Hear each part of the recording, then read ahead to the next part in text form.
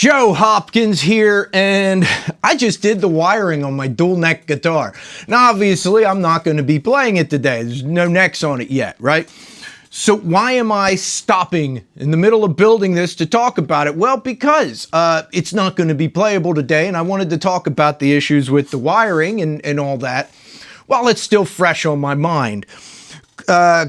Just a quick story about this guitar. My cousin got it for me for Christmas 9 months ago. It took me forever to paint it, and I'm only just wiring it. Why? Because I have an 8-year-old girl, and she gets excited when things are happening, and when she gets excited, then the things don't happen. I love my daughter, but it's very hard to do complicated tasks around her. Not that wiring a guitar is that complicated, but yeah, she's a bit of an attention hog, and well, she's not here today. Her and the wife are out doing something else. So I got a couple hours to actually just screw around with this, right? So this is the, I believe it's called the Fist Rock dual neck guitar, right? Kit. It's a kit, obviously. And overall, it's not too hard to put together, but it does not come with instructions. No, it does not. However, if you go to the Amazon page where they sell this, there is a video that goes over the whole thing. So if you're kind of new to doing kits, it's not too hard. Watch the video. All the wiring, it all has little plugs, so you can unplug like the knobs and the switches and run the wire, run it all through the different things. They show you where to run it. It's all color-coded wires, you know, blue goes to blue, red goes to red, black goes to black. They all plug back in together.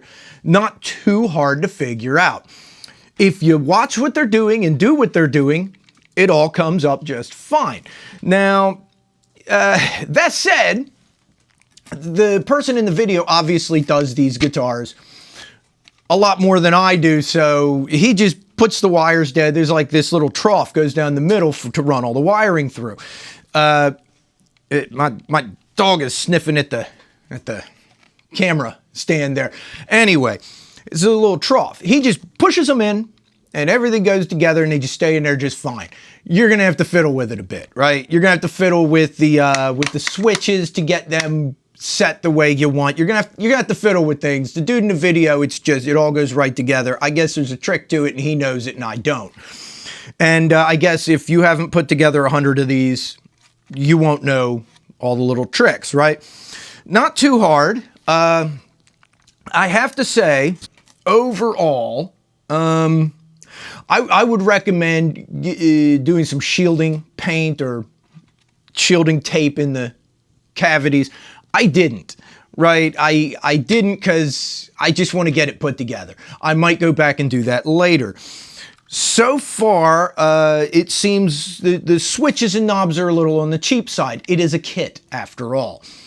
If you know a little bit about guitars and you want to upgrade stuff later, it's the nice thing about kits. There kind of isn't this mystery of getting a guitar all put together and not really knowing what's inside. You put it together, you know what's inside. Upgrading isn't that big a deal. Let's see. It can be a little difficult to get all the wires through some of the holes. It would help if the holes were a little bit wider, right? You don't want to bend them up or break any wires, so you're trying to carefully thread everything through. That can be a little difficult at times, especially some of these holes where you have 3 or 4 wires going through. You're trying to run those plugs through. Wires go through, the plugs are a little thick. The plugs take a little bit of effort to pull them apart. Don't use pliers unless you're pretty sure with pliers, because, you know, I tried that, put the pliers on it, and the pliers want to slip, and I don't want to break the wires because I don't want to be soldering and all that. I can, but I don't have a soldering iron right now, so no, or I can't find it anyway. Anyhow, I noticed most of the holes line up for like the covers and whatnot, but not all of them, so it's not a big deal. The screws just go in pretty good. I got a screw gun. They just go into the wood. If the hole doesn't line up, it's not the end of the world.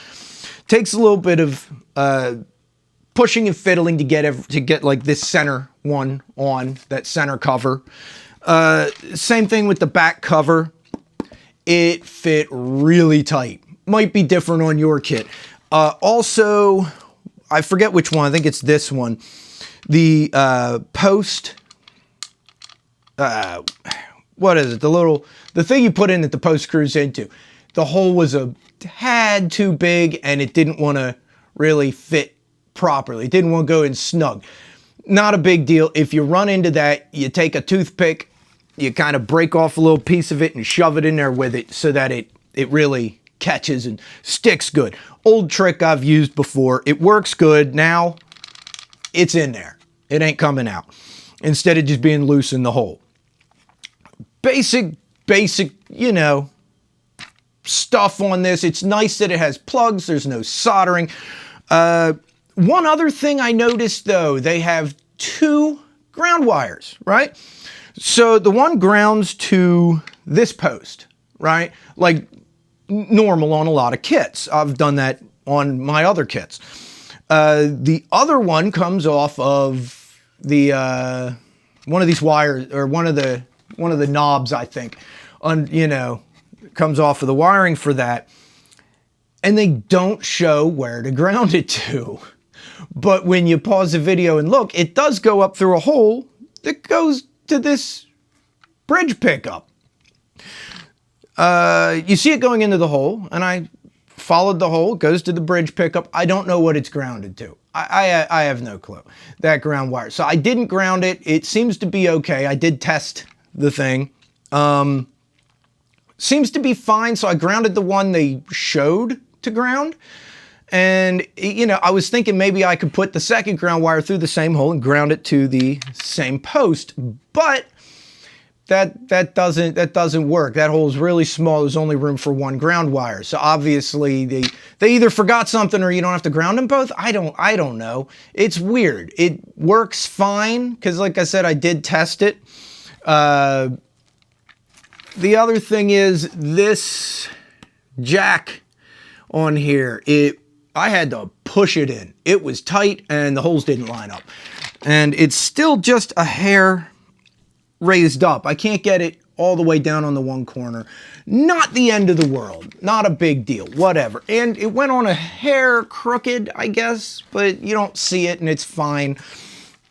It is a kit after all, and it's not terribly expensive. I forget how much it is. I don't know how much my cousin paid for it. I think now they're like $200 and some.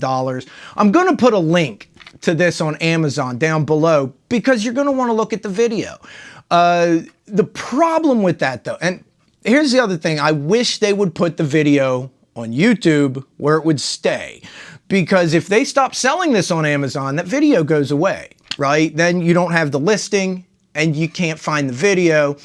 And unless you kind of know what you're doing, which is difficult because they also don't have the pickups labeled as to which is neck and which is bridge.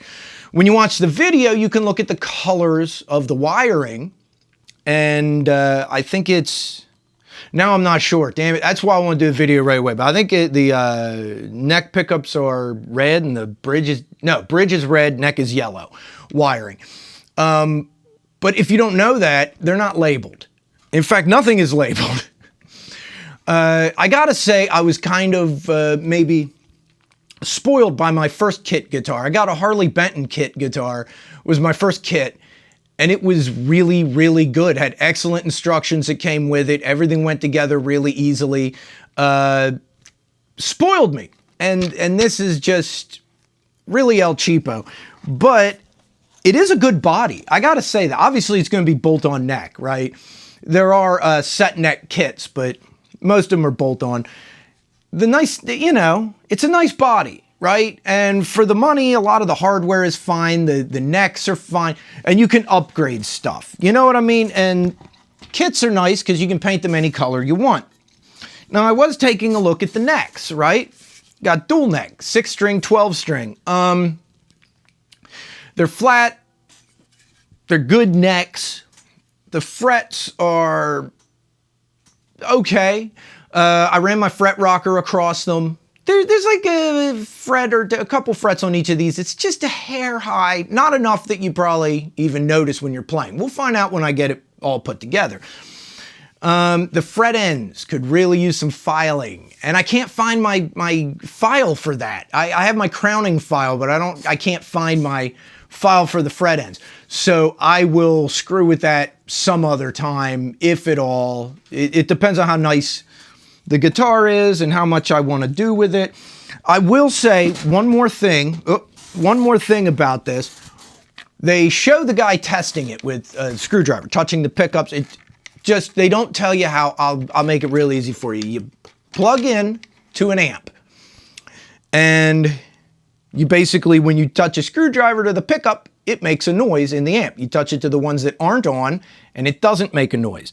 So basically, you can flip it, make sure this side's working, make sure that side's working. When you wire it up, before you put any of the covers on, tighten it down, go through, check all the pickups, check all the switches, make sure that they're all wired the way you want and the switches are facing the way you want first, before you tighten everything down. Because if something's wrong, you're gonna have to take it all back off and redo it. Check your knobs, all that kind of stuff. You know what I mean?